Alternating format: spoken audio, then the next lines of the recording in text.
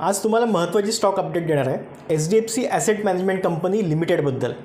तिने bonus share देण्याची घोषणा केली आहे आणि आता कंपनी कशी आहे आपण ते बघूया. 1999मध्ये स्थापन झालेली AMC म्युच्युअल फंड विकणारी कंपनी आहे. HDFC बँकेची ही उपकंपनी आहे, त्यामुळे HDFC बँकेचा यामध्ये 52% हिस्सा आहे. HDFC ॲसेट मॅनेजमेंट कंपनी ही देशातली मोठी म्युच्युअल फंड विकणारी कंपनी आहे.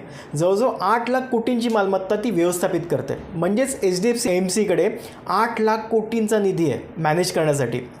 HDFC AMCचे 98 म्युच्युअल फंड्स आहेत, ज्यात 39 हे equity oriented, 32 date oriented, 2 liquid funds आणि 25 इतर म्युच्युअल फंड्स आहेत. याबरोबरच कंपनी ॲसेट मॅनेजमेंट सर्व्हिससुद्धा पुरवते. आता बघूया डिस्ट्रीब्युशन नेटवर्क कसं आहे कंपनी. HDFC AMCचे देशभरात 280हून अधिक ऑफिसेस आहेत आणि 95,000हून अधिक डिस्ट्रीब्युशन पार्टनर्स आहेत. आता कंपनीचा परफॉर्मन्स बघूया.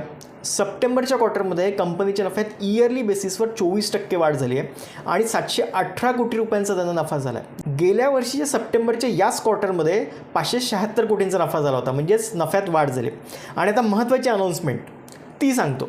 HDFC AMCने बोनस देण्याची घोषणा केली आहे. एकाच एक बोनस शेअर देणारी कंपनी. यासाठी 26 नोव्हेंबर ही रेकॉर्ड डेट फिक्स केली आहे. त्यामुळे लक्षात घ्या की बोनस शेअर मिळवायचा असेल तर 26 नोव्हेंबरला तुमच्याकडे HDFC AMCचे शेअर हवे.